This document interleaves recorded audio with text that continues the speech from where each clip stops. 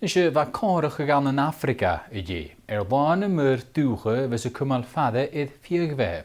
Goed woon Tusk had die opperkleedje het vier Afrika immers te woon een ade haring en opper gutter mag show. Maar ha Andreas Wolf ekadisch. Ha au in Zambesi, mesken einigen mode an Afrika, agus einigje son palchas javi immerdag. Ach ha shalak mi logal na hruplatchen show.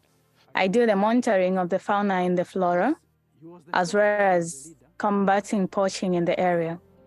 It's very difficult to persuade them simply because others find it as a source of income. Others just do it, just maybe they want to have some meat to eat. But all in all, they need to understand to say poaching is not a good idea. And therefore we sensitize why it's not important to do the poaching and why they should stop poaching. They should know the importance of wildlife because wildlife is one of the tourist attractions. And therefore, if it goes into extinction, then we are not helping as a nation. Bi au in Zambesi, termigas chach an Juan Inshanach an Mozambique. Haboyen ele komal fare bi immerdag agus skide gleedje ekmoer en shen. São pessoas que particularmente já sabem dos limites onde não pode. Claramente que o entendimento vai ser muito eficaz. Maar sé duine a hante, ek wil vis maar ha na skieren a ha duintje de jeeskach, bi a fyrste torst orre tukshin.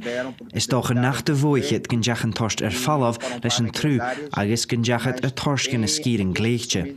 Ha fjo in jelle aan, a ha het chin van een satje fallav, agus ek nach hel vis, nach hel ket achke a viri jeeskach kan shin. Een oorschen bi korig bekken as lagere akin. Mais agressiva.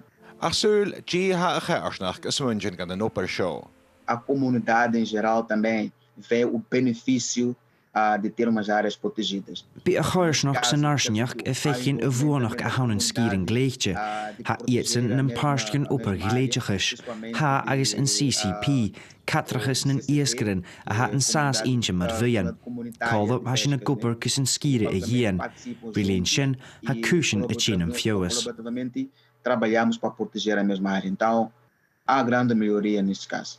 Arasha na Zambia ha Belinda a feichgen buonach gan a skipper jever docha a ha gotur boren. It's an advantage for us because we get to learn a lot more about nature. We get to even motivate other females out there to say they can also be rangers. It's not just the males that can be rangers. During foot patrols, we get to encounter challenges like injuries. We meet wounded animals at times and poachers as well that will pose a threat to our lives. And so we would love to have an increase in the manpower and also the equipment. We've got a scarcity of equipment at times. And so the inadequacy of the equipment makes our work more difficult for us to operate on the ground. BNJ lana meur docha agus chudavoyen Tusk immerstervok gus arre haring gan den opper show. Andreas Wolf, BBC ALBA.